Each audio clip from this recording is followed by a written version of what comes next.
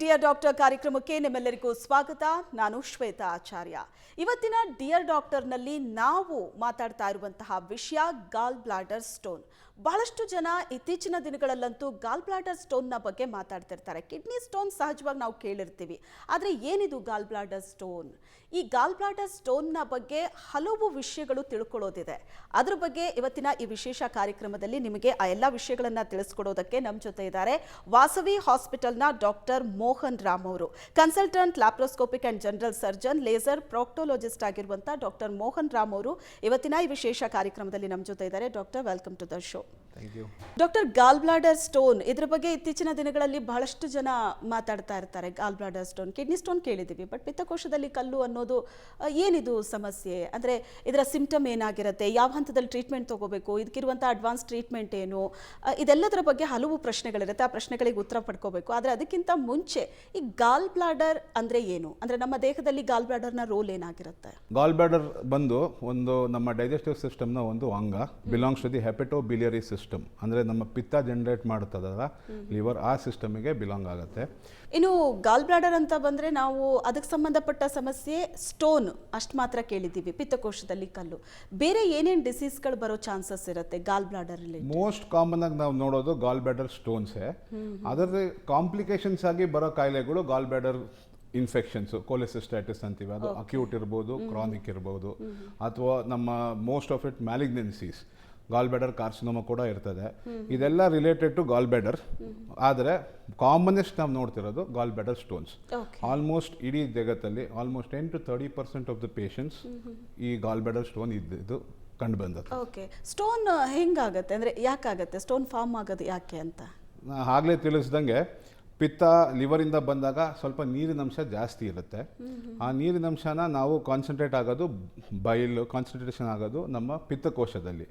ಆ ಪಿತ್ತಕೋಶದಲ್ಲಿ ಕಾನ್ಸಂಟ್ರೇಷನ್ ಆದಾಗ ಅದರಲ್ಲಿರೋ ಕೊಲೆಸ್ಟ್ರಾಲ್ ಅಂತ ಹೇಳ್ತೀವಿ, ಅದು ಗಡ್ಡೆಗಳಾಗಿ ಸ್ಟೋನ್ಸ್ ಆಗೋ ಚಾನ್ಸಸ್ ಇರುತ್ತೆ. ಇದು 3 ಥರ ಸ್ಟೋನ್ಸ್ ನಾವು ನೋಡ್ತೀವಿ. ಒಂದು ಕೊಲೆಸ್ಟ್ರಾಲ್ ಸ್ಟೋನ್ಸ್ ಅಂತ, ಅದು ಕಾನ್ಸಂಟ್ರೇಷನ್ ಆಫ್ ಕೊಲೆಸ್ಟ್ರಾಲ್ ಜಾಸ್ತಿ ಆದಾಗ ರೈಟ್ ಆಗುತ್ತೆ, ಸ್ಟೋನ್ಸ್ ಆಗುತ್ತೆ. ಎರಡನೇದು ಬಂದು ಪಿಗ್ಮೆಂಟ್ ಸ್ಟೋನ್ಸ್. ಪಿತ್ತದಲ್ಲಿ ಬೈಲ್ ಸಾಲ್ಟ್ಸ್, ಬೈಲ್ ಪಿಗ್ಮೆಂಟ್ಸ್ ಅಂತ ಇರುತ್ತೆ, ಆ ಬೈಲ್ ಪಿಗ್ಮೆಂಟ್ಸಿಂದ ಆಗೋ ಸ್ಟೋನ್ಸ್ ಇದು. ಮೂರನೇದು ಬಂದು ಮಿಕ್ಸ್ಡ್, ಕೊಲೆಸ್ಟ್ರಾಲ್ ಕೂಡ ಇರ್ತದೆ, ಬೈಲ್ ಪಿಗ್ಮೆಂಟ್ಸ್ ಕೂಡ ಇರ್ತದೆ, ಇದರಿಂದ ಆಗ ಸ್ಟೋನ್ಸು. ಬಲಗಡೆ ಅಬ್ಡೋಮೆನ್ ಅಲ್ಲಿ ಪೇನ್ ಕಾಣಿಸ್ಕೊಂಡ್ರೆ ಮೇ ಬಿ ಇದು ಪಿತ್ತಕೋಶದಲ್ಲಿ ಕಲ್ಲು ಆಗಿರ್ಬೋದು ಅಂತ ಅನ್ಕೋಬಹುದಾ, ಅಥವಾ ರಿಲೇಟೆಡ್ ಬೇರೆ ಏನಾದರೂ ಸಮಸ್ಯೆಗಳು ಇರುತ್ತೆ? ಮೋಸ್ಟ್ ಕಾಮನೆಸ್ಟ್ ಬಲಗಡೆ ನಾವು ನೋಡಿದಾಗ ಅದು ಪಿತ್ತಕೋಶದ ಕಲ್ಲು ಅಂತಾನೆ ಯೂಶಲಿ ನಾವು ಕನ್ಸಿಡರ್ ಮಾಡ್ತೀವಿ. ಬಟ್ ಅದೊಂದೇ ಅಲ್ಲ, ಲಿವರ್ ಅಲ್ಲ ಆ ಜಾಗದಲ್ಲಿ ಇರೋದ್ರಿಂದ ಲಿವರ್ಗೆ ಏನಾದ್ರು ತೊಂದರೆ ಇದ್ದಾಗ, ಲಿವರ್ ಆಪ್ಸೆಸ್ ಅಂತ ಹೇಳ್ಬೋದು, ಅಥವಾ ಲಿವರ್ ಇನ್ಫೆಕ್ಷನ್ಸ್ ಇರ್ಬೋದು, ಅಲ್ಲೂ ಬಲಗಡೆ ನೋವು ಬರ್ತದೆ.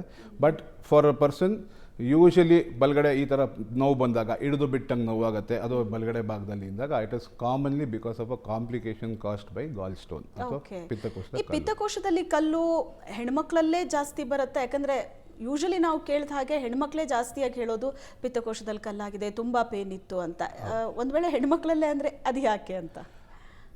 All over the world statistics ಅಲ್ಲಿ 4:1 ಇಸ್ ದ ರೇಷಿಯೋ. 5 ಮಂದಿಲಿ ನಾವು ಪಿತ್ತಕೋಶದ ಕಲ್ಲು ನೋಡಿದ್ರೆ 5 ಮಂದಿಲಿ 4 ಜನ ಹೆಂಗಸರೇ ಇರ್ತಾರೆ. 4:1 is the ratio. That is probably because ಅವರ ಹಾರ್ಮೋನಲ್ ಚೇಂಜಸ್ ಇಂದ ಇರ್ಬೋದು. One of the most commonest thing is the hormonal changes which causes more goal stones in the women. Okay, so ಅದಕ್ಕೆ mostly ವಿಮೆನ್ಗೆ ಜಾಸ್ತಿ ಅಂತ ಹೇಳ್ತಾರೆ. ಓಕೆ, ಈ ಪಿತ್ತಕೋಶದಲ್ಲಿ ಕಲ್ಲು ಬರೋದಕ್ಕೆ ಬೇರೆ ಏನಾದರೂ ರೀಸನ್ ಇದೆಯಾ? ಹೆಣ್ಮಕ್ಳಲ್ಲಿ ಓಕೆ ಹಾರ್ಮೋನಲ್ ಚೇಂಜಸ್, ಮತ್ತೆ ಬೇರೆ ಏನಾದರೂ ಒಬೆಸಿಟಿ ಅಂತ? For a general population overweight ಅಥವಾ obesity, high fatty food consumption, rapid weight loss, ಆಮೇಲೆ ಕೆಲವು ಟೈಮ್ ಜೆನೆಟಿಕ್ ಕೂಡ ಇರ್ತದೆ. These are the most commonest causes for gall stones. Okay, ಇವತ್ತು ಪೇನ್ ಇಲ್ಲ ಅಂತ ಅಂದರೆ ಮುಂದಿನ ದಿನಗಳಲ್ಲಿ ಪೇನ್ ಬರೋ ಚಾನ್ಸಸ್ ಅಂತೂ ಇದ್ದೇ ಇರುತ್ತೆ 100%. ಈಗ ನಾವು ಅದು ಹೇಗೆ ಪ್ರೆಡಿಕ್ಟ್ ಅಂತೂ ಮಾಡ್ಲಿಕ್ಕಾಗಲ್ಲ. ಸ್ಟೋನ್ಸ್ ಇದೆ, definitely there might be complications.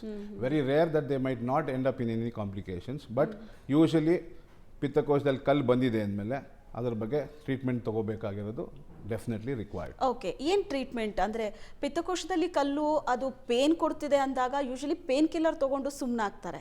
But ಆ ಪೇನ್ ಎಷ್ಟು ಸಿವಿಯರ್ ಇರುತ್ತೆ ಅಂದರೆ ಪೇನ್ ಕಿಲ್ಲರ್ ಇವತ್ತು ತಗೊಂಡ್ರೆ ಇವತ್ತು ಕಡಿಮೆ ಇರ್ಬೋದು, ಬಟ್ ಆದರೆ ಮತ್ತೆ ನಾಳೆ ಮತ್ತೆ ಬರುತ್ತೆ ಆ ಪೇನು. ಸೊ ಆ ಪೇನಿಂದನೇ ಹೋಗಿ ಟ್ರೀಟ್ಮೆಂಟ್ ತಗೋಬೇಕು, ಹಾಗಾಗಿ ಎಲ್ಲ ಕಡೆ ಮಾಡೋದೇ ಇದೊಂದು ಸಣ್ಣ ತಪ್ಪು.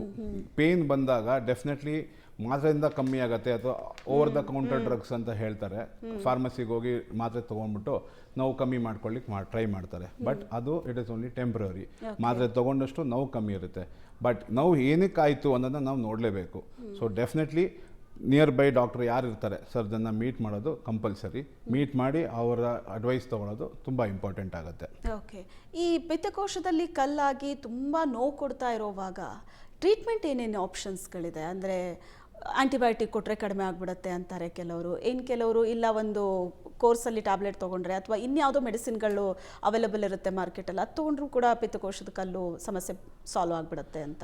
ಮೇಜರ್ಲಿ ಪಿತ್ತಕೋಶದ ಕಲ್ಲು ಟ್ರೀಟ್ಮೆಂಟ್ ಅಂತ ಬಂದಾಗ it depends on the patient and the disease that is suffering from. Most commonest ಬಂದು ಕೋಲೆಸಿಸ್ಟೈಟಿಸ್ ಅಂತ ಹೇಳ್ತೀವಿ. ಅಂದರೆ ಪಿತ್ತಕೋಶದ ಕಲ್ಲಿಂದ ಆಗಿರೋ ಇನ್ಫೆಕ್ಷನ್, ಕ್ಯಾಲ್ಕುಲಸ್ ಕೋಲೆಸಿಸ್ಟೈಟಿಸ್ ಅಂತ ಹೇಳ್ತೀವಿ. ಅದರಲ್ಲಿ ಪಿತ್ತಕೋಶದಲ್ಲಿ ಇನ್ಫೆಕ್ಷನ್ ಒಳಗಾಗತ್ತಲ್ಲಿ ಆ ಪಿತ್ತಕೋಶ ಇನ್ಫೆಕ್ಷನ್ ಆದಾಗ ಸ್ವಲ್ಪ ದಪ್ಪ ಆಗಿ ಒಳಗಡೆ ಇನ್ಫೆಕ್ಷನ್ ಜಾಸ್ತಿ ಆಗಿ ಹೊಟ್ಟೆ ನೋವು ಕಾಣಿಸ್ಕೊಳ್ಳುತ್ತೆ. ಹಂಗಂತ ಇದ್ದಾಗ antibiotics will be our first line. But most important ಇರೋದು ಆ ಕಲ್ಲು ಹೇಗಿದ್ರು ಫಾರ್ಮ್ ಆಗಿದೆ, ಮುಂದಕ್ಕೂ ಇದು ಹಾಗೆ ಆಗುತ್ತೆ. ಹಾಗೆ ಕರಗಿಸಕ್ಕಂತೂ ಆಗಲ್ಲ. Very rare ma'am.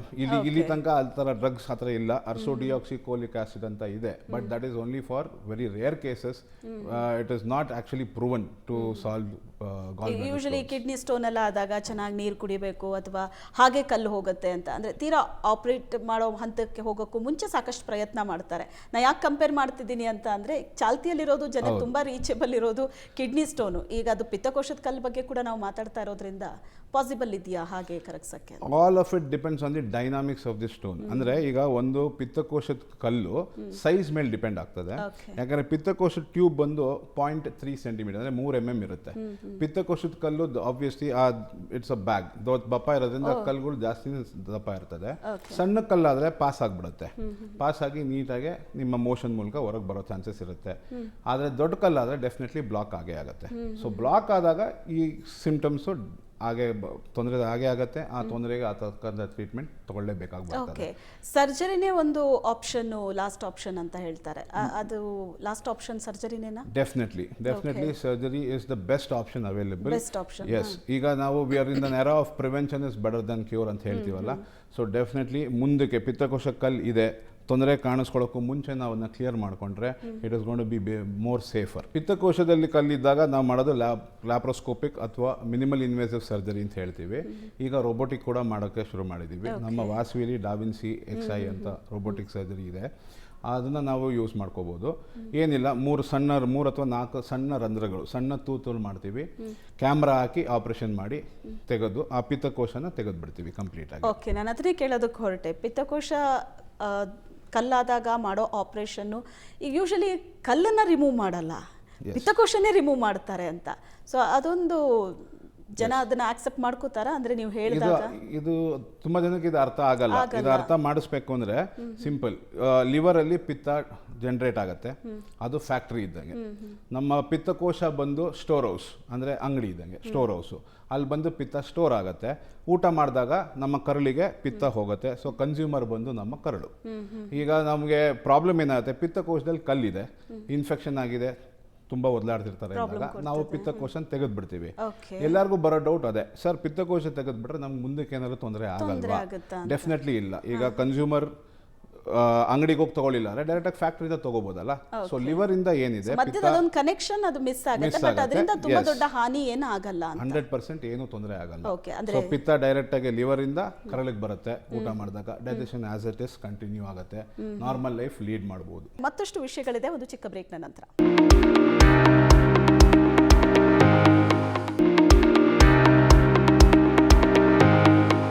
ಬ್ರೇಕ್ನ ನಂತರ ಡಿಯರ್ ಡಾಕ್ಟರ್ ಕಾರ್ಯಕ್ರಮಕ್ಕೆ ನಿಮ್ಮೆಲ್ಲರಿಗೂ ಸ್ವಾಗತ. ಇವತ್ತಿನ ಡಿಯರ್ ಡಾಕ್ಟರ್ನಲ್ಲಿ ನಾವು ಪಿತ್ತಕೋಶದ ಕಲ್ಲು ಈ ಸಮಸ್ಯೆ ಬಗ್ಗೆ ಮಾತಾಡ್ತಾ ಇದ್ದೀವಿ. ವಾಸವಿ ಹಾಸ್ಪಿಟಲ್ನ ಡಾಕ್ಟರ್ ಮೋಹನ್ ರಾಮ್ ಅವರು ಕಾರ್ಯಕ್ರಮದಲ್ಲಿ ನಮ್ಮ ಜೊತೆ ಇದ್ದಾರೆ.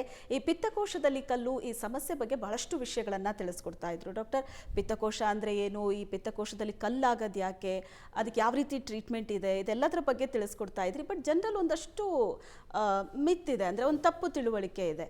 ಈ ಪಿತ್ತಕೋಶದಲ್ಲಿ ಕಲ್ಲು ಈ ಸಮಸ್ಯೆ ಬಂದಾಗ ಸಿಕ್ಕಾಪಟ್ಟೆ ಪೇನ್ ಇರುತ್ತೆ, ಬಟ್ ಆ ಟೈಮಲ್ಲಿ ಕೆಲವೊಂದು ಫುಡ್ಗಳನ್ನ ತಗೋಬಾರ್ದು. ಸ್ವಲ್ಪ ಜಾಸ್ತಿ ತಿಂದ್ರೂ ಹೊಟ್ಟೆ ಸಿಕ್ಕಾಪಟ್ಟೆ ನೋವಾಗುತ್ತೆ, ತಡ್ಕೊಳ್ಳೋದಕ್ಕಾಗಲ್ಲ ಆ ಪೇನು. ಈ ಕೆಲವೊಂದು ಹಣ್ಣುಗಳನ್ನು ತಿನ್ನಬಾರ್ದು ಅಂತ ಹೇಳ್ತಾರೆ, ಹೌದಾ? Usually this are all myths. ಅಂದರೆ ಇದೆಲ್ಲ ನಿಜ ಅಲ್ಲ. ಪಿತ್ತಕೋಶದಲ್ಲಿ ಕಲ್ಲಿಂದ ಆಗೋ ತೊಂದರೆ ಏನಿರುತ್ತೆ, ಕೊಲೆಸಿಸ್ಟಾಟಿಸ್ ಅಂತ ಏನಾದ್ರೆ ಅದರ ಸಿಂಪ್ಟಮ್ಸ್ ಬಂದು, ಒಂದು ಬಲಗಡೆ ಭಾಗದಲ್ಲಿ ನೋವು ಬರೋದು ಸಿವಿಯರ್, ಎರಡನೇದು ಗ್ಯಾಸ್ಟ್ರೈಟಿಸ್ ಥರ ಸಿಂಪ್ಟಮ್ಸು ಇರುತ್ತೆ, ಡಿಸ್ಪೆಪ್ಸಿ ಅಂತ ಹೇಳ್ತೀವಿ, ಅದು ಕೆಲವು ಟೈಮ್ ಇರುತ್ತೆ. ಸೊ ನಾವು ಯೂಶಲಿ ಪಿತ್ತ ಯಾವಾಗ ಜಾಸ್ತಿ ಜನರೇಟ್ ಆಗೋದು, ನಾವು ಹೈ ಫ್ಯಾಟಿ ಫುಡ್ ತಿಂದಾಗ. So it is required for the digestion of fatty food. ಇದಕ್ಕೇನೋ ಫ್ಯಾಮಿಲಿ ಹಿಸ್ಟ್ರಿ ಇರುತ್ತಾ ಡಾಕ್ಟರ್? ಇದೆ, ಫ್ಯಾಮಿಲಿ ಹಿಸ್ಟ್ರಿ ಕೂಡ ಇದೆ, ಜೆನೆಟಿಕ್ ಹಿಸ್ಟ್ರಿ ಕೂಡ ಇರ್ತದೆ. ಸೊ ಹೈ ಫ್ಯಾಟಿ ಫುಡ್ನ ಅವಾಯ್ಡ್ ಮಾಡಿದಾಗ you can solve to some extent, ಸ್ವಲ್ಪ ಪ್ರಿವೆಂಟ್ ಮಾಡ್ಕೋಬಹುದು.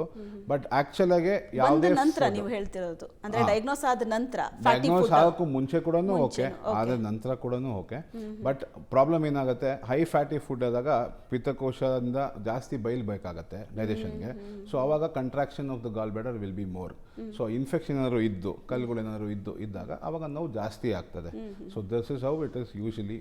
ಓಕೆ, ಈಗ ಫ್ಯಾಮಿಲಿ ಹಿಸ್ಟ್ರಿಯಲ್ಲಿ ಯಾರಿಗಾದ್ರೂ ಈ ಥರ ಸಮಸ್ಯೆ ಇದ್ದು ನನಗೆ ಬರಬಾರ್ದು ಅಂತ ನಾನು ಅಂದ್ಕೊಂಡ್ರೆ, ಸೊ ನಾನು ಅವಾಗ ಏನು ಕೇರ್ ತೊಗೋಬೋದು ಫುಡ್ ವಿಷಯದಲ್ಲಿ? ಒಂದು ಸ್ವಲ್ಪ ನಾನು careful. Very rarely that we see it runs in the family ಆ ಥರ. ಪಿತ್ತಕೋಶ ಇಸ್ ಟೋಟಲಿ ಡಯಟರಿ ಹ್ಯಾಬಿಟ್ಸ್ ಇಂದಾನೆ ಬರೋದು. Higher the fat diet or rapid loss of weight, ಅಂದರೆ ತುಂಬ ವೇಟ್ ಕಮ್ಮಿ ಮಾಡಬೇಕು ಅಂತೇಳಿ ಸಡನ್ನಾಗೆ ಸ್ಟ್ರಿಕ್ಟಾಗಿ ಡಯಟ್ ಮಾಡಿ ರ್ಯಾಪಿಡ್ ಲಾಸ್ ಮಾಡ್ಕೋತಾರೆ ಅಂಥವ್ರಿಗೆ. ಆಮೇಲೆ women usually because of hormonal ಅಂಥವ್ರಿಗೆ ಇದು ಕಾಮನ್ ಆಗಿ ನೋಡ್ತೀವಿ. ಸೊ ಡಯಟಲ್ಲಿ increase your fibre diet, increase your water intake. ಅದು ಸ್ವಲ್ಪ ಮಟ್ಟಿಗೆ ಫೈಬರ್ ಅಂದರೆ ನಾರಿನಂಶ, ಇನ್ನೊಂದು ನೀರು ಸ್ವಲ್ಪ ಜಾಸ್ತಿ ಮಾಡಿಕೊಂಡಾಗ we can to some extent. ನಾರು ಮತ್ತು ನೀರು ಎರಡು ವೆರಿ ಇಂಪಾರ್ಟೆಂಟ್. ನಾರು ನೀರು, ಹೌದು. ಓಕೆ, ಇನ್ನು ಒಂದು ವೇಳೆ ಇದನ್ನ ಟ್ರೀಟ್ ಮಾಡಿಲ್ಲ ಅಂದರೆ, ಮೇನ್ ಈ ಸಮಸ್ಯೆಲಿ ಏನಾಗುತ್ತೆ ಅಂದರೆ ಪೇನ್ ಸಿಕ್ಕಾಪಟ್ಟೆ ಇರುತ್ತೆ, ಹಾಗಾಗಿ ಹೋಗಲೇಬೇಕು ಡಾಕ್ಟರ್ ಹತ್ರ, ಟ್ರೀಟ್ಮೆಂಟ್ ತೊಗೊಳ್ಳೇಬೇಕು ಅನ್ನೋ ಹಾಗಾಗತ್ತೆ. ಬಟ್ ಹೆಂಗೋ ಪೇನ್ ಕಿಲ್ಲರ್ ತೊಗೊಂಡು ಅಥವಾ ಇನ್ನೇನೋ ಮೆಡಿಸಿನ್ ತೊಗೊಂಡು ಪೇನ್ ಕಮ್ಮಿ ಮಾಡಿಕೊಂಡ್ರೆ, ಒಂದು ವೇಳೆ ಕರೆಕ್ಟ್ ಟೈಮಿಗೆ ಟ್ರೀಟ್ ಮಾಡಿಲ್ಲ ಅಂದರೆ ಏನು ಕಾಂಪ್ಲಿಕೇಶನ್ಸ್ಗಳಾಗುತ್ತೆ? Major complications is untreated gall bladder stones. ಇದರಿಂದ ಆಗೋದು, ಒಂದು ಪಿತ್ತಕೋಶದಿಂದ ಒಂದು ಟ್ಯೂಬ್ ಬರ್ತದೆ, ಪಿತ್ತದ ಟ್ಯೂಬು. ಆ ಟ್ಯೂಬಿಗೆ ಏನಾದ್ರು ಬಂದು ಬ್ಲಾಕ್ ಆಯಿತು ಅಂದರೆ ಪಿತ್ತಕೋಶದಲ್ಲಿ ಪಿತ್ತ ಎಂಟರೂ ಆಗಲ್ಲ, ಎಕ್ಸಿಟು ಆಗಲ್ಲ. ಸೊ ಅಲ್ಲೇ ಉಳ್ಕೊಂಡು ಸ್ಟ್ಯಾಗ್ನೆಂಟ್ ಆಗುತ್ತೆ, ಜಾಸ್ತಿ ಸ್ಟೋನ್ಸ್ ಆಗುತ್ತೆ. ಆ ಸ್ಟ್ಯಾಗ್ನೇಷನಿಂದ ಇನ್ಫೆಕ್ಷನ್ ಕೂಡ ಆಗುತ್ತೆ. ಅದನ್ನು ಹೇಳ್ದಂಗೆ ಅಕ್ಯೂಟ್ ಅಥವಾ ಕ್ರಾನಿಕ್ ಕೋಲೆಸಿಸ್ಟೈಟಿಸ್ ಅಂತ ಹೇಳ್ತೀವಿ. ಎರಡನೇದು, ಆ ಪಿತ್ತಕೋಶದಿಂದ ಕಲ್ಲು, ಮೇನ್ ಪಿತ್ತದ ಟ್ಯೂಬ್ ಇರುತ್ತೆ, ಲಿವರಿಂದ ಕೂಡ ಬರುತ್ತಲ್ಲ, ಆ ಪಿತ್ತ ಟ್ಯೂಬಲ್ಲಿ ಏನಾದ್ರು ಬ್ಲಾಕ್ ಆಯಿತು ಅಂದರೆ, ಈಗ ಪಿತ್ತ ಕಂಪ್ಲೀಟ್ಲಿ ಬ್ಲಾಕ್ ಆಗೋಗಿರುತ್ತೆ. ಲಿವರಿಂದನೂ ನಮ್ಮ ಕರಳಿಗೆ ಹೋಗಲ್ಲ, ಪಿತ್ತಕೋಶದಿಂದನೂ ಕರಳಿಗೆ ಹೋಗಲ್ಲ. ಆವಾಗ ಏನಾಗುತ್ತೆ, ಪಿತ್ತ ಜಾಸ್ತಿ ಆಗಿ patient will be causing jaundice, obstructive jaundice ಅಂತ ಹೇಳ್ತೀವಿ. So this is a very dangerous thing. Obstructive jaundice ಇತ್ತು ಅಂದಾಗ ನಾವು ಇಂಪಾರ್ಟೆಂಟ್ ಆಗಿ ಆ ಕಲ್ಲನ್ನ ತೆಗೆದು ಆ ಟ್ಯೂಬ್ನ ಕ್ಲಿಯರ್ ಮಾಡ್ಕೊಡ್ಬೇಕಾಗತ್ತೆ, ಪಿತ್ತ ಕ್ಲಿಯರ್ ಆಗೋಕ್ಕೆ. ಇಲ್ಲಾಂದರೆ ಲಿವರಿಗೆ ತೊಂದರೆ ಆಗ್ತದೆ. ಕೆಲವು ಟೈಮ್ ಈ ಕಲ್ಲು ಹೋಗಿ ಕೊನೆಗೆ ಕರಳಲ್ಲಿ ಒಂದು ಓಪನಿಂಗ್ ಇದೆ, ಆ ಓಪನಿಂಗಲ್ಲಿ ಹೋಗಿ ನಿಂತ್ಕೊಂಡ್ಬಿಟ್ರೆ ಅಲ್ಲಿಂದ ಪ್ಯಾಂಕ್ರಿಯಾಸಿಂದ ಬರೋ ಜ್ಯೂಸ್ ಕೂಡ ಅದೇ ಟ್ಯೂಬಲ್ಲೇ ಬರುತ್ತೆ. ಸೊ ಅದು ಬ್ಲಾಕ್ ಆಯಿತು ಅಂದರೆ ಪ್ಯಾಂಕ್ರೆಟೈಟಿಸ್ ಕೂಡ ಆಗುತ್ತೆ. ಗಾಲ್ ಸ್ಟೋನ್ ಪ್ಯಾಂಕ್ರೆಟೈಟಿಸ್ ಅಂತ ಹೇಳ್ತೀವಿ. ಇದು ಕಾಮನ್ ಕಾಂಪ್ಲಿಕೇಶನ್ಸ್. ಸೊ ಇದೆಲ್ಲನೂ ಅವಾಯ್ಡ್ ಮಾಡಬೇಕು ಅಂದರೆ ಫಸ್ಟು ಪಿತ್ತಕೋಶದಲ್ಲಿ ಕಲ್ಲು ಇದೆ ಅಂತ ಗೊತ್ತಾದಾಗ ಟ್ರೀಟ್ಮೆಂಟ್ ತೊಗೊಳ್ಳೋದು ವಾಸಿ. ಓಕೆ, ಈ ಎಕ್ಸ್ಟ್ರೀಮ್ಗೆ ಹೋಗಿರೋ ಪೇಷಂಟ್ಗಳು ಬಂದಿದ್ದಾರಾ ಡಾಕ್ಟರ್ ನಿಮ್ಮ ಹತ್ರ? ತುಂಬಾ ಅವರ ಪೇಷಂಟ್ಸ್ ಬರೋದೇ ಎಕ್ಸ್ಟ್ರೀಮ್ ಆದಮೇಲೆ. ಈ ಪಿತ್ತಕೋಶದಲ್ಲಿ as I told you, because it is a silent stone, asymptomatic patients ಜಾಸ್ತಿ ಇರೋದ್ರಿಂದ ಯಾವಾಗ ಈ ಥರ ಯಾವ್ದಾರು ಒಂದು ಕಾಂಪ್ಲಿಕೇಶನ್ ಆದಾಗ ದೇ ವಿಸಿಟರ್ಸ್, ಆವಾಗ ನಾವು ಅದು ನೋಡಿ ಸ್ಕ್ಯಾನ್ ಮಾಡಿ ಮುಂದಕ್ಕೆ ಏನು ಟ್ರೀಟ್ಮೆಂಟ್ ಅಂತ ಹೇಳಿ ಮಾಡಿದ್ಮೇಲೆ ಆಪ್ರೇಷನ್ಗಳು ಮಾಡಿ ಕ್ಲಿಯರ್ ಮಾಡೋಕ್ಕೆ ಬರುತ್ತೆ. ಓಕೆ, ಅಂದರೆ ನೀವು ಹೇಳೋದು ಈಗ ಮೇನ್ ಸಿಂಪ್ಟಮೇ ಪೇನ್ ಇರುತ್ತೆ ಅಂತ, ಬಟ್ ಪೇನ್ ಇಲ್ಲದೆ ಇರೋ ಪೇಷಂಟ್ಗಳು ಇರ್ತಾರಾ ಈ ಸಮಸ್ಯೆಯಲ್ಲಿದ್ದು? Most of the gall stones are asymptomatic. As I told you, ಅವ್ರಿಗೆ ಸಿಂಪ್ಟಮ್ಸೇ ಇರಲ್ಲ. ಗಾಲ್ ಸ್ಟೋನ್ಸ್ ಇಂದ ಆಗೋ ತೊಂದರೆ ಏನಿದೆ ಅವಾಗಲೇ ಸಿಂಪ್ಟಮ್ಸ್ ಕಾಣಿಸ್ಕೊಳ್ಳೋದು. ಪ್ಯಾಂಕ್ರೆಟೈಟಿಸ್ ಅನ್ನ ಹೇಳಿದ್ನಲ್ಲ, ಅವಾಗ ಸಿವಿಯರ್ ಅಬ್ಡಮನ್ ಪೇನ್, ಹೌದು, ಎಕ್ಸ್ಟ್ರೀಮ್ ಸಿಚುವೇಶನ್ಸ್ ಅಲ್ಲಿ ಮಾತ್ರ. And that is when the patients also visit the doctor. Jaundice ಆಗಿರುತ್ತೆ, ಏನಕ್ಕೆ ಅಂತ ಗೊತ್ತಿರಲ್ಲ, ಅವಾಗ ಹೊಟ್ಟೆ ನೋವು ವಿತ್ ಜಾಂಡಿಸ್ ಅಂತ ಬರ್ತಾರೆ. ಅಥವಾ ಸಡನ್ ಪೇನ್ ಜಾಸ್ತಿ ಆಗಿದೆ, ಜ್ವರ ಕಾಣಿಸ್ಕೊಂತಿದೆ, ಏನೇ ತಿಂದರೂ ವಾಂತಿ ಆಗ್ತಿರುತ್ತೆ, ಈ ತರ ಇದ್ದಾಗ ಬರ್ತಾರೆ. ಇದು these are the symptoms that we see. Connect ಇರುತ್ತೆ. ಹೌದು. ನ್ಯಾಚುರಲ್ ಬೇರೆ ರೆಮಿಡೀಸ್ ಏನಾದರೂ ಇದೆಯಾ ಈ ಥರ ಸಮಸ್ಯೆಗೆ? ಪಿತ್ತಕೋಶದಲ್ಲಿರೋ ಕಲ್ಲಿಗೆ ನ್ಯಾಚುರಲ್ ರೆಮಿಡಿ ಅಂತ ಏನೂ ಇಲ್ಲ. ಪಿತ್ತಕೋಶದಲ್ಲಿ ಕಲ್ ಫಾರ್ಮೇಷನ್ ಆಗೋದು it is because of the concentration of the bile which is a function of gall bladder. ಅದರದ್ದು ಒಂದು ಕೆಲಸ ಅದು. ಅದಾದಾಗ ಈ ಥರ ಸ್ಟೋನ್ಸ್ ಆಗೋದು ಕಾಮನ್ ಇರುತ್ತೆ. ಹಂಗಿದ್ದಾಗ ನ್ಯಾಚುರಲ್ ರೆಮಿಡಿ ಅಂತ ಏನೂ ಬರಲ್ಲ, ಮಾತ್ರೆಗಳು ಅಂತ ಕರಗುತ್ತೆ ಅಂತಲೂ ಯಾವುದೂ ಇಲ್ಲ. ಸೊ ಪಿತ್ತಕೋಶದಲ್ಲಿ ಕಲ್ಲು ಆಗಿದೆ ಅಂದಾಗ ಟ್ರೀಟ್ಮೆಂಟ್ ಎಸ್ ಸರ್ಜರಿ. ಓಕೆ, ಕೆಲವು ಪೇಷಂಟ್ಗಳು ನಾನು ನೋಡಿರೋ ಹಾಗೆ ಬೇರೆ ಬೇರೆ ವಿಧದ ಚಿಕಿತ್ಸೆಗಳನ್ನು ಪಡ್ಕೊಂಡು ಪೇನ್ ಇಲ್ಲ ಇವಾಗ ಅಂತ ಹೇಳ್ತಾರೆ. ಪಿತ್ತಕೋಶದಲ್ಲಿ ಕಲ್ಲಾದವರು, ತುಂಬ ಪೇನ್ ಇದ್ದವರು ಸಹ ಈಗ ಪೇನ್ ಇಲ್ಲ ಅಂತ ಹೇಳ್ತಾರೆ. ಅಂದರೆ ಅದು ಯಾವ ರೀಸನಿಗೆ ಅವರಿಗೆ ಪೇನ್ ಕಡಿಮೆ ಆಗಿರುತ್ತೆ ಅಂದರೆ, ಅಥವಾ ಪ್ರಾಬ್ಲಮ್ ಸಾಲ್ವ್ ಆಗಿರುತ್ತೆ? ನೀವು ಹೇಳ್ತೀರಾ ಅದಷ್ಟು ಪೇನ್ ಕೊಡ್ತಿದೆ, ಸಮಸ್ಯೆ ಆಗಿದೆ ಅಂತ ಅಂದರೆ ಸರ್ಜರಿನೇ ಲಾಸ್ಟ್ ಆ್ಯಂಡ್ ಬೆಸ್ಟ್ ಆಪ್ಷನ್ ಅಂತ. ಬಟ್ ಅವ್ರು ಸರ್ಜರಿನೂ ಮಾಡಿಸಿರಲ್ಲ, ಬೇರೆ ವಿಧದ ಮೆಡಿಸಿನ್ಗಳನ್ನ ತೊಗೊಂಡು ಕಮ್ಮಿ ಆಗಿದೆ ಅಂತ ಹೇಳ್ತಾರೆ. ಸಿಂಪ್ಟಮ್ ಮೇನ್ ಪೇನ್ ಬರೋದು ಬ್ಲಾಕ್ ಆದಾಗ. ಸೊ ಆ ಬ್ಲಾಕ್ ಕ್ಲಿಯರ್ ಆದರೆ, ಕಷ್ಟಪಟ್ಟು ಅದು ಗಾಲ್ ಬ್ಯಾಡರ್ ಸ್ವಲ್ಪ ಪುಷ್ ಮಾಡಿರುತ್ತೆ ಅಂದ್ಕೊಳ್ಳಿ, ಆ ಕಲ್ಲು ಕ್ಲಿಯರ್ ಆಗಿ ಕರಳಿಗೆ ಬಂದು ಕರಳಿಂದ ಕ್ಲಿಯರ್ ಆಗಿ ಹೋಗಿರುತ್ತೆ. ಸೊ ಹಂಗಿದ್ದಾಗ ಪೇನ್ ಕಮ್ಮಿ ಆಗುತ್ತೆ, ಪೇಷಂಟ್ ಮೈಟ್ ಬಿ ಅಗೇನ್ ಎಸಿಂಪ್ಟೊಮ್ಯಾಟಿಕ್. ಎರಡನೇದು ಇನ್ಫೆಕ್ಷನ್ ಕಮ್ಮಿ ಆಗಿರ್ಬೋದು, ಯಾರು ಆಂಟಿಬಯೋಟಿಕ್ ಕೊಟ್ಟಿದ್ದಾಗ ಆಂಟಿಬಯೋಟಿಕ್ ತೊಗೊಂಡ್ಮೇಲೆ ಕಮ್ಮಿ ಆಗೇ ಆಗುತ್ತೆ. So that is also one reason why the symptoms might be. But ಅದನ್ನು ಟೆಸ್ಟ್ ಮಾಡಿಸ್ಕೋಬಹುದು ಅವರು. ಎಸ್, ಸ್ಕ್ಯಾನ್ ಮಾಡಲೇಬೇಕು. ಸ್ಕ್ಯಾನ್ ಮಾಡಿ ಸ್ಟೋನ್ಸ್ ಇದೆ ಅಂತ ಗೊತ್ತಾದ್ಮೇಲೆ ಇನ್ಫೆಕ್ಷನ್ ಕಮ್ಮಿ ಆದ್ಮೇಲೆ ಆದರೂ ಮಾಡಿಸ್ಕೋಬಹುದು ಆಪರೇಷನ್, ಇಲ್ಲ ಇನ್ಫೆಕ್ಷನ್ ಇದ್ದಂಗೆ ಕೂಡ ಆಪರೇಷನ್ ಮಾಡಿಸ್ಕೋಬಹುದು. Okay, yes doctor. ಇನ್ನು ಪಿತ್ತಕೋಶದಲ್ಲಿ ಕಲ್ಲಿನ ಈ ಸಮಸ್ಯೆಗೆ ಏನೆಲ್ಲ ಅಡ್ವಾನ್ಸ್ ಟ್ರೀಟ್ಮೆಂಟ್ ಇದೆ ಅದ್ರ ಬಗ್ಗೆ ಡಾಕ್ಟರ್ ತಿಳಿಸ್ಕೊಡ್ತಾರೆ ಒಂದು ಚಿಕ್ಕ ಬ್ರೇಕ್ನ ನಂತರ.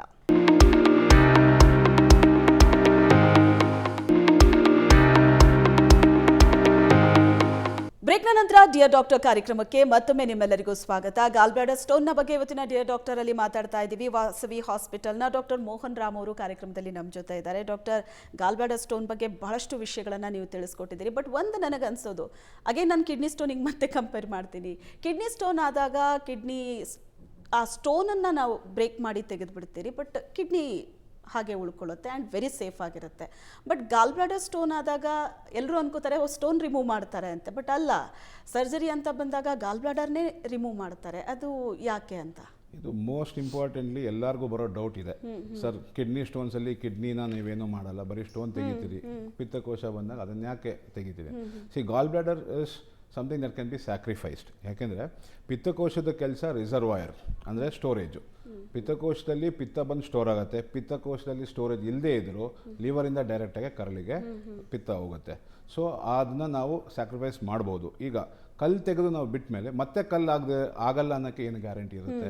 So there are higher chances for a patient to come back with another gall stone. But ಈಗ ನಿಮ್ಮ ಮುಂದೆ ಕೂತು ಮಾತಾಡೋ ಪೇಷಂಟ್ ಯಾರಾದರೂ ಹೇಳ್ತಾರಾ ನನಗೆ ಗಾಲ್ ಬ್ಲಾಡರ್ ಉಳಿಸಿ ಜಸ್ಟ್ ಸ್ಟೋನ್ ರಿಮೂವ್ ಮಾಡೋಕ್ಕೆ ಪಾಸಿಬಲ್ ಇದೆಯಾ ಅಂತ? First of all, access to the gall bladder ಆ ಥರ ಮಾಡಲಿಕ್ಕೆ ಕಷ್ಟ, ಅದಿಲ್ಲ. So it is easy for us to remove the gall bladder and avoid any kind of recurrence ಅದರಲ್ಲಿ. ಸೊ ಪಿತ್ತಕೋಶ ಕಂಪ್ಲೀಟ್ ಆಗಿ ತೆಗೆದಾಗ ಮತ್ತೆ ಕಲ್ಲು ಹಾಕೋ ಚಾನ್ಸಸ್ ಇರೋದೇ ಇಲ್ಲ. ಸೊ ಪಿತ್ತ ಏನು ಲಿವರಿಂದ ಬರುತ್ತೆ, ಸೀದಾ ನಮ್ಮ ಕರಳಿಗೆ ಹೋಗುತ್ತೆ, ಕರಳಲ್ಲಿ ಡೈಜೆಷನ್ ಆಗುತ್ತೆ, ಕ್ಲಿಯರೆನ್ಸ್ ಆಗೋಗುತ್ತೆ. ಸೊ ಅದಕ್ಕೆ ಕಿಡ್ನಿ ಇಂಪಾರ್ಟೆಂಟ್ ಇದೆ, ಅದನ್ನ ನಾವು ತೆಗಿಲಿಕ್ಕಾಗಲ್ಲ. Kidney is very important. So kidney is saved, only the stone is taken out. ಇಲ್ಲಿ stone along with the gall bladder is completely taken out. Okay, ಈ ಸರ್ಜರಿ ಎಷ್ಟು ಸೇಫ್ ಇರುತ್ತೆ? ಯಾಕಂದರೆ ದೇಹದ ಅದು ಎಷ್ಟು ಕೆಲಸ ಮಾಡುತ್ತೆ, ಅದು ತೆಗೆದ್ರೆ ಏನು ಪ್ರಾಬ್ಲಮ್ ಆಗುತ್ತೆ, ಅದಕ್ಕಿಂತ ನಮ್ಮ ದೇಹದಲ್ಲಿರೋ ಒಂದು ಅಂಗನ ನಾವು ತೆಗಿತೀವಿ ಅಂತ ಅಂದಾಗ ಅದೆಷ್ಟು ಸೇಫ್, ಅದಾದ ನಂತರ ಏನು ಪ್ರಾಬ್ಲಮ್ ಬರ್ಬೋದು, ಹಿಂಗೂ ಇರುತ್ತೆ ಜನಕ್ಕೆ ಪ್ರಶ್ನೆ. ಮಿನಿಮಲಿ ಇನ್ವಾಸಿವ್ ಮತ್ತು ಟ್ರೆಡಿಷನಲ್ ಸರ್ಜರಿ, ಅದರ ನಡುವೆ ಇರುವಂಥ ವ್ಯತ್ಯಾಸ ಏನು? ಮುಂಚೆ ಲ್ಯಾಪ್ರೋಸ್ಕೋಪಿ ಬರೋಕ್ಕೂ ಮುಂಚೆ, ಮಿನಿಮಲ್ ಇನ್ವೇಸಿವ್ ಬರೋಕ್ಕೂ ಮುಂಚೆ open surgeries were the commonest one. ಆಗೇನಿರ್ತು, ನಾವು ಇನ್ಸಿಷನ್ಸ್ ವುಡ್ ಬಿ ಬಿಗ್. ನಮ್ಮ ರಿಬ್ ಕೇಜ್ ಏನಿದೆ ಅದರ ಮೂಲಕ ಹೋಗಿ ಲಿವರ್ ಅಡಿಯಲಿರೋ ಗಾಲ್ ಬ್ಲಾಡರ್ ಸಿಗೋದು. ಸೊ ಅದನ್ನ ನಾವು ಅಪ್ರೋಚ್ ಮಾಡಲಿಕ್ಕೆ ಕಷ್ಟ ಆಗೋದು. So open surgeries was not considered to be so safe. Complications ಜಾಸ್ತಿ, ರಿಕವರಿ ಟೈಮ್ ಜಾಸ್ತಿ. So most of them usually ಹೇಳೋರು ಅವಾಗ, until and unless there is symptoms in the gall stones, do not take out the gall bladder. ಇದು ಮುಂಚೆ ಇದ್ದಿದ್ದು. ಈಗ because of the advancements, laparoscopy ಬಂದಿದೆ minimal invasive ಅಲ್ಲಿ, ಈಗ ರೋಬೋಟಿಕ್ ಕೂಡ ಬಂದಿದೆ. ಇದರಲ್ಲಿ ಹೇಗಂದ್ರೆ ನಮಗೆ approach is very easy and recovery is very fast. Surgery is also quite easy to be done. ಆಮೇಲೆ patient complaints also is very good. So 1 or 2 days of rest and they are back to their normal function. ಅಂದರೆ ಈ advanced treatment Vasavi ಹಾಸ್ಪಿಟಲ್ನಲ್ಲಿ ಲಭ್ಯ ಇದೆ. ಈಗ ಬೇರೆ ಕಡೆ normal ಆಗಿ open surgery ಮಾಡ್ತಾರೆ ಅಂದರೆ ಅದು ಯಾವ ರೀತಿ ಪ್ರಾಬ್ಲಮ್ ಆಗ್ಬೋದು? ಅಂದರೆ ಎಷ್ಟು ದಿನ ಟೈಮ್ ತಗೋಬಹುದು? ಆಲ್ಮೋಸ್ಟ್ ಎಲ್ಲ ಕಡೆ ಓಪನ್ ಸರ್ಜರಿ ಅಬ್ಸಲ್ಯೂಟ್ ಆಗಿದೆ. It is not something that is been practised anymore. Okay. Open surgery very rare ಕಂಡೀಷನ್ಸಲ್ಲಿ ಲ್ಯಾಪ್ರೋಸ್ಕೋಪಿಲಿ ಮಾಡೋಕ್ಕಾಗದೇ ಇದ್ದಾಗ ಅಥವಾ ಕಾಂಪ್ಲಿಕೇಟ್ ಆದಾಗ ಓಪನಿಗೆ ಚೇಂಜ್ ಮಾಡ್ತೀವಿ ಹೊರತು most of it open surgery is not the preferable one. ಲ್ಯಾಪ್ರೋಸ್ಕೋಪಿಲೇ ಎಲ್ಲ ಕ್ಲಿಯರ್ ಆಗುತ್ತೆ. ಈಗ ಅಡ್ವಾನ್ಸ್ಮೆಂಟ್ ಬಂದು ರೋಬೋಟಿಕ್ ಇದೆ. ಲ್ಯಾಪ್ರೋಸ್ಕೋಪಿಗಿಂತ ಸ್ವಲ್ಪ ಅಡ್ವಾನ್ಸ್ಮೆಂಟ್ಸು. ರೋಬೋಟಿಕಲ್ಲಿ ಏನು ಅಡ್ವಾಂಟೇಜ್ ಅಂದರೆ it is more clear for the surgeon, easy to be doing and ನಮಗೆ ಮೂಮೆಂಟ್ಸ್ ಕೂಡ ಈಸಿ ಆಗುತ್ತೆ. And robotic is always considered better surgery compare to laparoscopy. Okay, ಅಂದರೆ ರೋಬೋಟಿಕ್ ಈಗ ದಿ ಬೆಸ್ಟ್ ಇದೆ ಅಂತ. Yes. ಬಟ್ ಪೇಷಂಟ್ ರಿಕವರಿ ಹೇಗಿರುತ್ತೆ? ಅಂದರೆ robotic surgery ಇವತ್ತಾಯಿತು ಅಂತ ಅಂದರೆ ಎಷ್ಟು ದಿನ ಟೈಮ್ ಬೇಕು ರಿಕವರ್ ಆಗೋಕ್ಕೆ? ಸರ್ಜರಿ ಆಗಿ next day itself the patient can be walk back home immediately. That is how important the surgery in robotics. ಅಂದರೆ ಒನ್ ಡೇ ಅಡ್ಮಿಟ್ ಮಾಡ್ಕೊತೀರಿ for observation? Yes, recovery is very fast. Next day observation ನೋಡಿಕೊಂಡು ಮಾರನೇ ದಿವಸಕ್ಕೆ ನಾವು discharge ಮಾಡಿ ಕಳಿಸ್ಬೋದು. Okay. Immediate surgery ಆದ ನಂತರ ಯಾವ ರೀತಿ ಕೇರ್ ತಗೋಬೇಕಾಗುತ್ತೆ patient? Patient usually immediately after surgery ನಾವು ಹೇಳೋದು ಒಂದು, they should avoid high fatty food, increase their water intake, ಆಮೇಲೆ ಸ್ವಲ್ಪ 1 or 2 days of rest is what we suggest because of the surgery. ಅದು ಬಿಟ್ಟರೆ ಬೇರೆ ಏನು ಪ್ರಿಕಾಷನ್ಸ್ ಏನು ಬೇಕಾಗೋದು. ಈಗ ಫುಡ್ಡಲ್ಲಾಗಲಿ ಅಥವಾ ವಾಕಿಂಗ್, ಜಿಮ್, ವರ್ಕೌಟ್ ಮಾಡೋರು ಅಥವಾ ಕೆಲವೊಂದಷ್ಟು ಪ್ರೊಫೆಷನ್ಗಳಿರುತ್ತೆ, ಡಾನ್ಸು, ಈ ಥರ ಸ್ಪೋರ್ಟ್ಸ್ ಪರ್ಸನ್ಸು, ಸೊ ಅವರೆಲ್ಲ ಈ ಥರ ಸಮಸ್ಯೆನ ಫೇಸ್ ಮಾಡ್ತಾ ಇದ್ರೆ ಅವ್ರು ಯಾವ ಥರ ಕೇರ್ ತೊಗೋಬೇಕು? ಸರ್ಜರಿ ನಾವು ಮಾಡೋದು 3 ಅಥವಾ 4 ಸಣ್ಣ ತೂತುಗಳಿಂದ ಮಾಡೋದ್ರಿಂದ ಆ ಮಸಲ್ ಏನು ನಾವು ತೂತ್ ಮಾಡಿರ್ತೀವಲ್ಲ ಅದು ಹೀಲ್ ಆಗೋಕ್ಕೆ ಸ್ವಲ್ಪ ಟೈಮ್ ಕೊಟ್ಟರೆ ಸಾಕು. ಅದು 1 or 2 weeks is what we suggest. ಅದಾದಮೇಲೆ they can get back to their normal life. When it comes to diet, ಊಟದ ವಿಚಾರವಾಗಿ ಪಿತ್ತಕೋಶ ನಾವು ತೆಗೆದ್ಮೇಲೆ ಯೂಶಲಿ ನಾವು ಹೈ ಫ್ಯಾಟಿ ಫುಡ್ ಅವಾಯ್ಡ್ ಮಾಡಿದ್ರೆ ಆ ಲಿವರ್ ಮೇಲೆ ಬೀಳೋದು ಇದು ಒತ್ತಡ ಸ್ವಲ್ಪ ಕಮ್ಮಿ ಇರ್ತದೆ. ಸೊ ಪಿತ್ತ ಎಷ್ಟಿದೆಯೋ ಅಷ್ಟು ಕ್ಯಾನ್ ಬಿ ಯೂಸ್ಡ್ ಅಪ್. ಆಮೇಲೆ once the body gets use to it ಅವರು ನಾರ್ಮಲ್ ಡಯಟಿಗೆ ಕನ್ವರ್ಟ್ ಮಾಡ್ಕೊಂಡು. ಓಕೆ.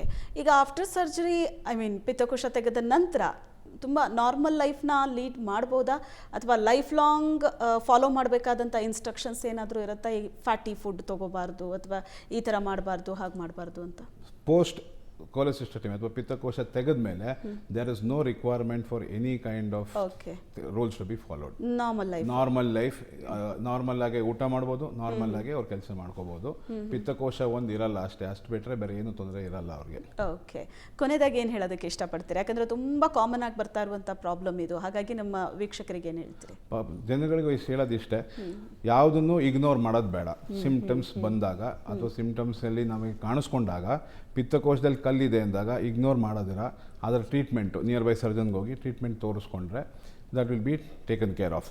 ಎಲ್ಲರೂ ಹೇಳೋದು ಸರ್ ಸಿಂಪ್ಟಮ್ಸ್ ಬಂದಮೇಲೆ ನಾವು ಬೇಕಾದ್ರೆ ಆಪ್ರೇಷನ್ ಮಾಡಿಸ್ಕೊತೀವಿ, ತೊಂದರೆ ಆದಮೇಲೆ ಮಾಡಿಸ್ಕೊತೀವಿ, ಈಗ ಬೇಡ ಅಂತ ಹೇಳ್ತಾರೆ. ಸೊ ತೊಂದರೆ ಆದಮೇಲೆ ಮಾಡಿಸ್ಕೊಳ್ಳೋಕ್ಕಿಂತ ತೊಂದರೆಗೂ ಮುಂಚೆ ಮಾಡಿಸ್ಕೊಳ್ಳೋದು is always better.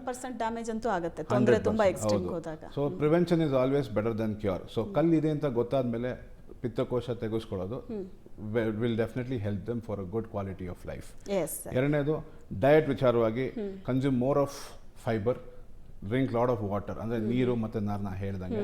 This will also help in to some extent preventing the gall bladder stone formations. Yes doctor, ಬಹಳಷ್ಟು ವಿಷಯವನ್ನು ನಮ್ಮ ವೀಕ್ಷಕರಿಗೆ ತಿಳಿಸ್ಕೊಟ್ರಿ. ಏನಿದು ಸಮಸ್ಯೆ, ಇದರ ಸಿಂಪ್ಟಮ್ ಏನು ಅನ್ನೋದರಿಂದ ಹಿಡಿದು ಈಗಿರುವಂಥ ಅಡ್ವಾನ್ಸ್ ಟ್ರೀಟ್ಮೆಂಟ್ ವಾಸವಿ ಹಾಸ್ಪಿಟ್ಲಲ್ಲಿ ಏನೇನಿದೆ ಅನ್ನೋದರ ಬಗ್ಗೆ ತಿಳಿಸಿದಿರಿ. Thank you so much. Thank you.